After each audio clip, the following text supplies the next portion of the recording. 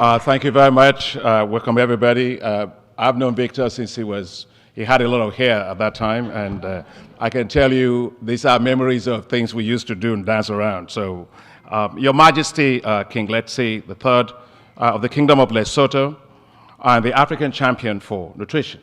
And in fact, when we asked you to be the African champion for nutrition, I did tell you, Your Majesty, that you are very tall, and we want every kid to be as tall as you. And so thank you for being a great champion for, give it up to him because he's doing a great job for us. And Your Majesty, Queen Masenate Mohato Seiso, welcome very much, Your Majesty. It's nice to see you.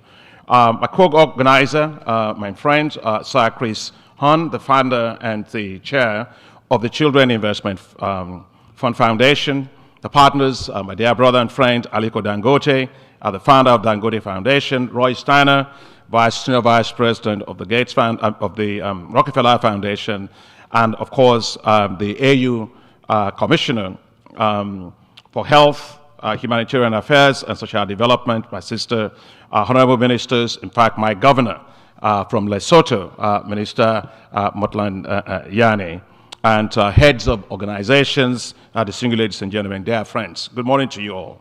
I'm truly delighted that you can join us this morning. I wish to thank Chris for agreeing to co-organize this with us, and thank you very much to also the Gates Foundation. The Gates Foundation is also here, Rockefeller Foundation and others for being part of this. I thank you for finding time to be with us today as we discuss and explore how the African Development Bank and other philanthropies can work together for a prosperous, inclusive, and resilient Africa. This week at the United Nations General Assembly, they adopted a landmark pact for the future. Delivering on this to advance sustainable development goals will require significant levels of financing at a time of dwindling official development assistance. Yet, the cost of achieving these SDGs have increased from $2.5 trillion to $4 trillion today, with the financing needs of Africa alone being $1.3 trillion. The African Development Bank plays a big role, of course, in mobilizing resources for Africa. And it is the premier financial institution in Africa, the only AAA-rated financial institution on the continent, and therefore we are able to raise a significant amount of capital on the global capital markets to drive development for the continent.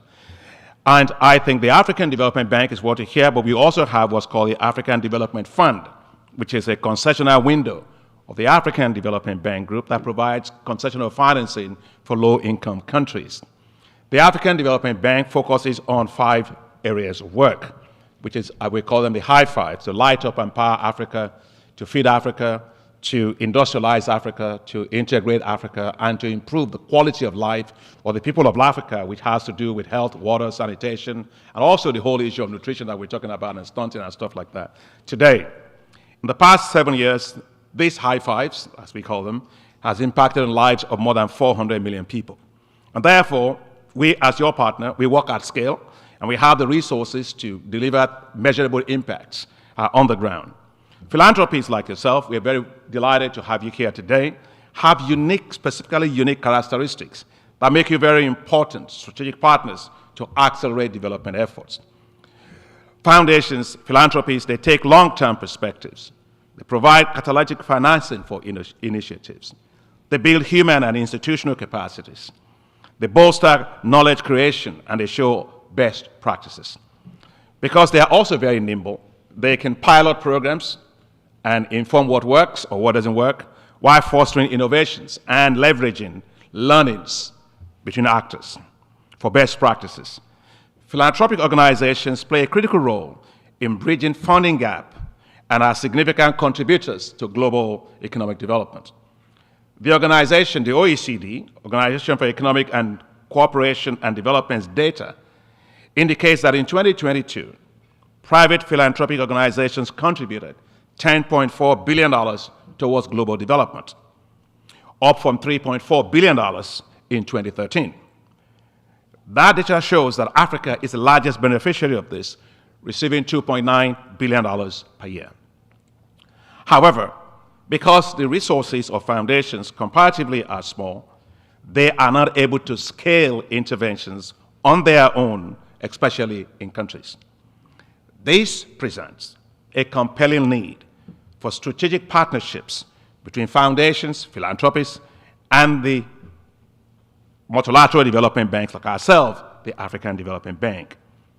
These can be achieved in many ways, and some of these will include co-financing of programs, where foundations provide seed funding, and the African Development Bank scales up the interventions through large-scale financing and also policy dialogue with governments.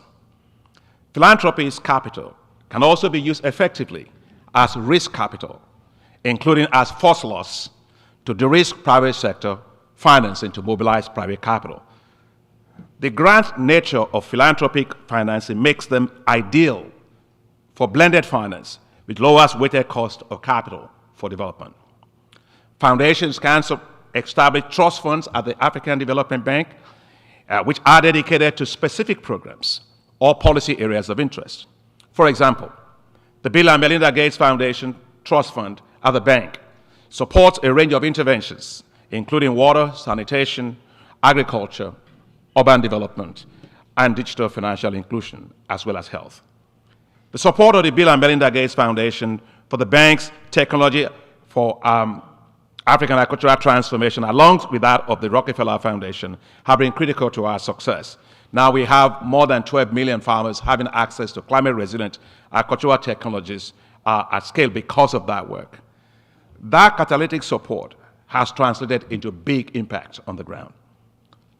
Dear friends, new models of cooperation of how foundations are working together among themselves are also emerging, where multiple foundations, bilateral and multilateral institutions are working together. A good example of that is the Global Alliance on Energy for People and the Planet, GEP, which brings together some of the largest foundations, Rockefeller Foundation, IKEA Foundation, and the Bezos Art Fund, to support the development of distributed energy in Africa and, of course, globally.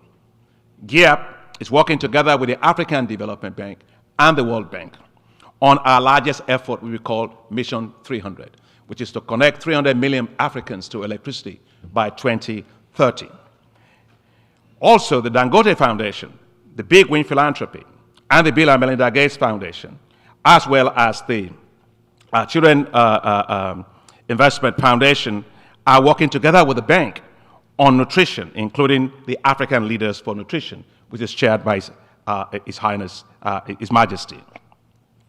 Indeed, later at this event, I'll be signing a memorandum of understanding with Sir Chris Horn, who is doing an incredible job, actually with regard to his foundation in terms of getting access to school feeding at scale to children. We'll be signing a memorandum of understanding, an indication of the strength of our partnerships on this particular critical issue.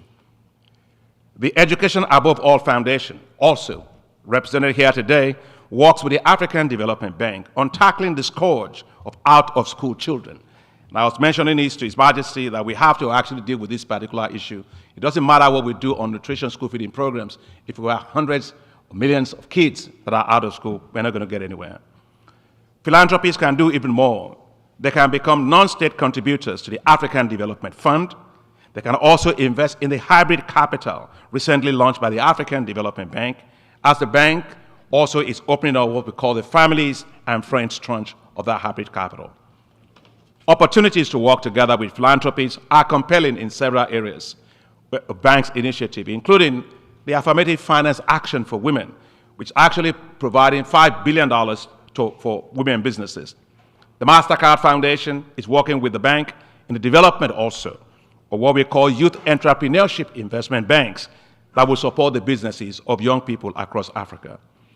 Foundations may also wish to consider partnering with the bank on programs and interventions in the areas of conflict as we build resilience and in fragile environments, and as we deepen our engagements on the nexus between humanitarian and development spheres.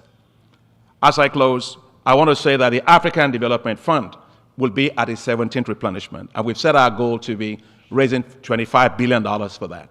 So I would like to ask for your advocacy and support in trying to do that, because that will be really critical to support low-income countries and fragile states, and of course, to also tackle climate change. So let's take advantage of this forum this morning and continue conversations to come up with concrete plans for larger and also deeper strategic collaboration between the African Development Bank and all of you, the philanthropies, so that we can actually solve problems at scale. I know you're ready. We are ready. It's a great marriage, so let's get it started, and thank you very much.